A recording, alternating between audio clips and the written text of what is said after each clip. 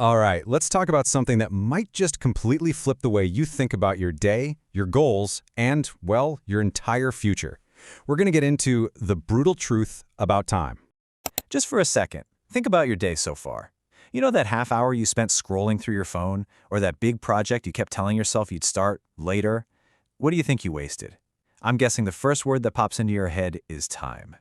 But what if I told you that's not it?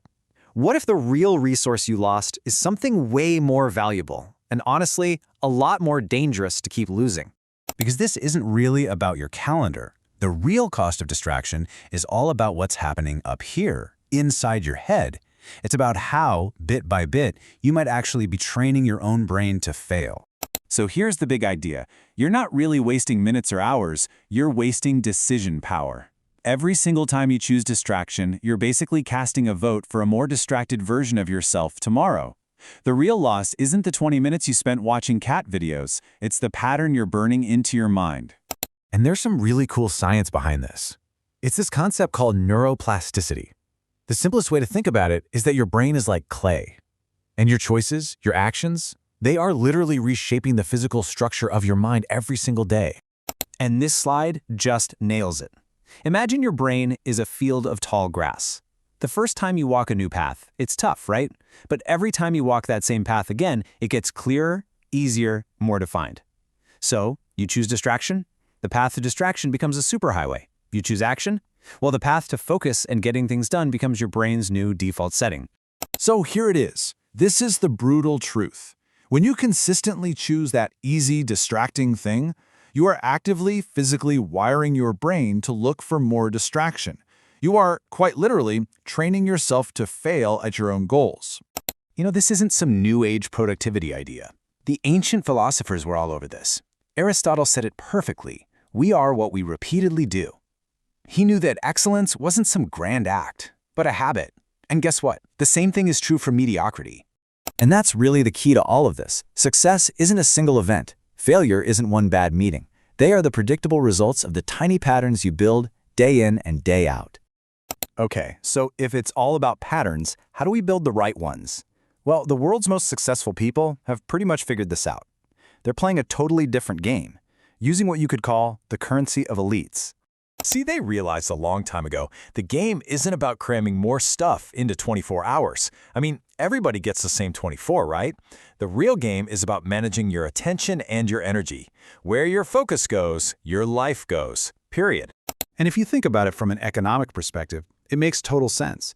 You can invest money, and it grows. You can practice a skill, and it gets better. You can build a business, and it scales up. But time? Time is the only thing that just drains away. Second by second, you can never get it back. You can't multiply it. History is full of brilliant people who got this. Benjamin Franklin, a master of productivity, a genius inventor. He was obsessed with the value of time because he knew deep down that once a moment is gone, it is gone forever. When you really understand that, this powerful formula just kind of reveals itself. It all starts when you protect your focus like it's your most valuable possession. That focus lets you create meaningful output, actually do work that matters. Doing that consistently builds leverage, things like new skills or a great reputation. And that leverage, that's what ultimately buys you the thing we all want, freedom. So this all sounds great, but how do we start protecting our focus? Like right now. It really comes down to a super simple tool you can use in any moment. It's the one question rule, and it's how you can start rewriting your destiny today. So I want you to stop asking yourself that negative, frustrating question, how do I stop wasting time? It's a total dead end. Instead, right before you make a choice, just pause and ask this: what kind of person does this action create?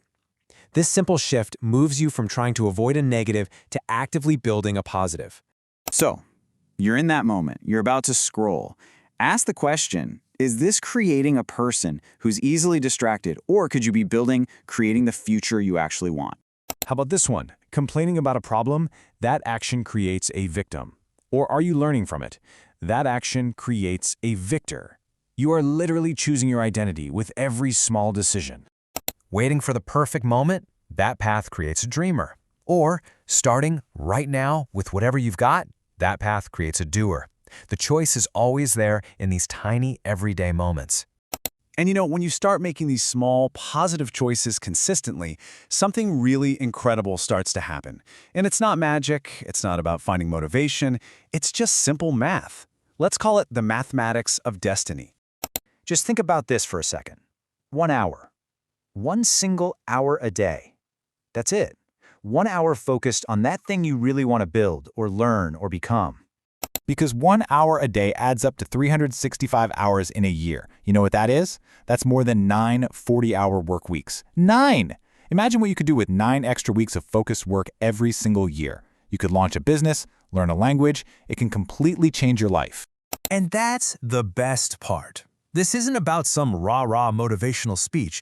This is just the cold, hard, beautiful logic of compounding effort. It's a mathematical certainty. So, the brutal truth isn't really that you're running out of time, it's that you have a choice in every single moment. You don't need more time, you need a stronger direction. Because the future belongs to the people who respect the power of today.